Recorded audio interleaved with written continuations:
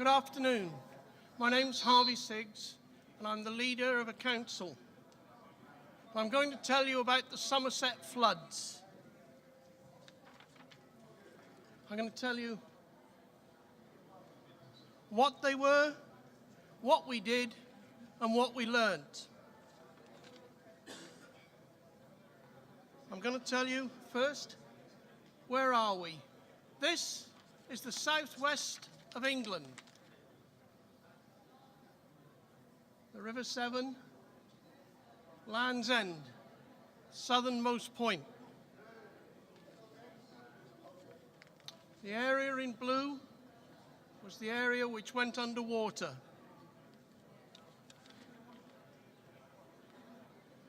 Here's the history. Somerset means the land of the summer people, because in winter, years ago, it didn't exist. It was underwater. It's been a managed environment for centuries.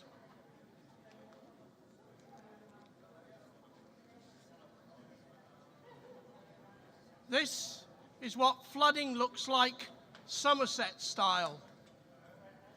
But notice there, the ancient monks knew how to pick the best spot.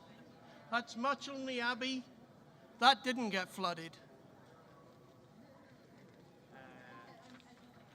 Okay. Well, this is a building.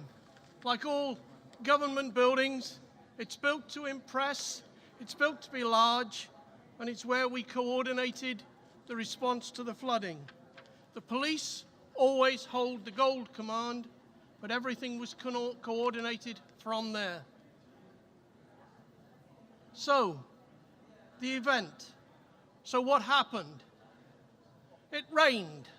That's not unusual in England, but it kept on raining. It didn't stop. Rain falling on sodden ground with nowhere to go. Huge levels and expanses of land disappearing under the water. So, we get to January. We've passed Christmas. It's still raining.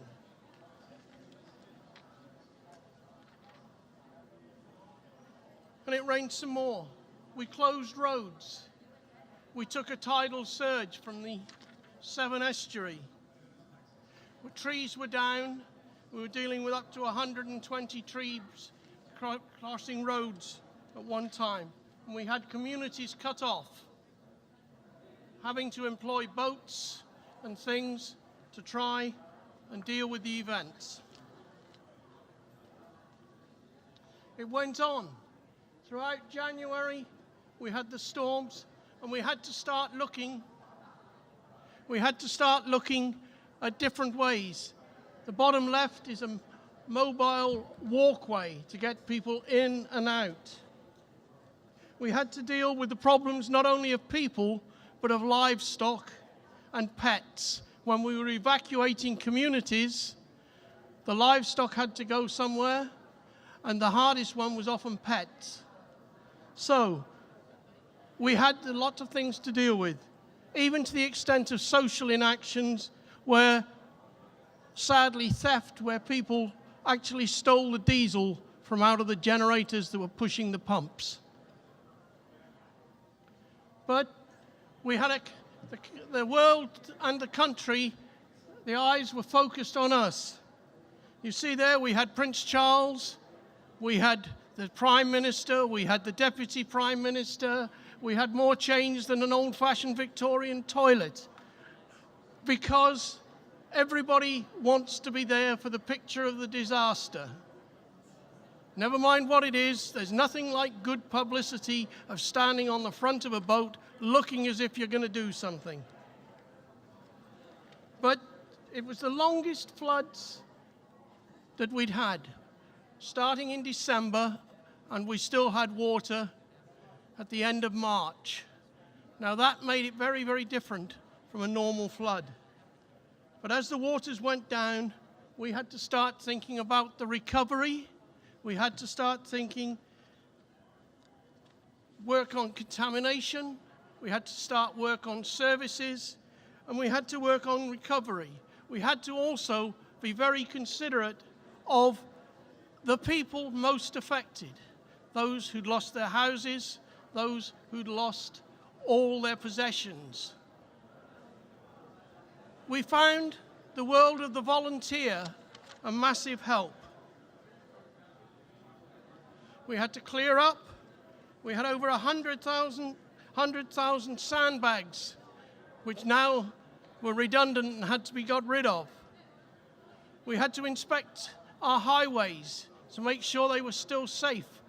We had to relook at our railways, which had actually been unsafe because water had covered them. So that's what we were dealing with in recovery. But what have we learnt? We'd learned an awful lot. We learned that communications is a two-way process and it cannot be controlled. Openness has to be the way. People deserve to know. The mobile phone has changed any line of communication. You can't not tell people. They can communicate for themselves. The volunteers are a force to be reckoned with. The farming community was shipping in fodder for animals from 200 miles away. The Flood Action Group, a spontaneous social action group, became a major force. They were the ones that the media interviewed even before the official services. A charity was the best place to deal with the £1 million of donations which came in. Always there's a need to be inventive and be prepared to try. We got the BV206s from the other end of the country and found that we, amongst our highway staff, had 10 people who could drive them. We loaned 4x4s to businesses so that they could carry on. You have to be prepared to innovate, think out of the box, and keep on thinking.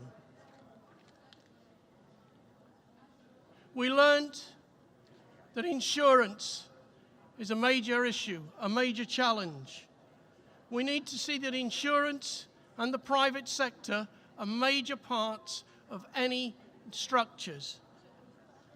We still have people fighting to get their way back into their houses.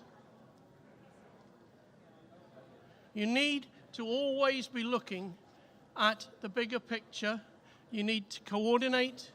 You need to think out of the box. You need to always be learning. My role since then has been to take an opinion through the Committee of the Regions, the voice of local government across 23 nations. Because even in Europe, 80,000 deaths in the last decade have been because of disaster. I believe that local authorities have 3 key roles. They need to take that seriously. Nations should take steps to build in resilience because disasters bear no boundaries. It's no good looking at a line on a map when you're talking about disasters. So, build in your resilience. Start planning for the disaster before it happens. Question, challenge at all times. Train together. Make sure that your response is from the communities upwards and that it is coordinated. Use the technology that is there.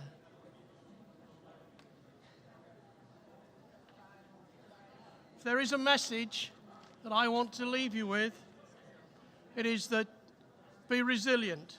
Future-proof your developments. Retrofit your infrastructure.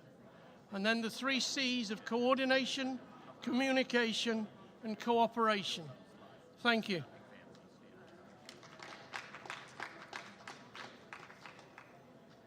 Any questions? Okay, thank you very much.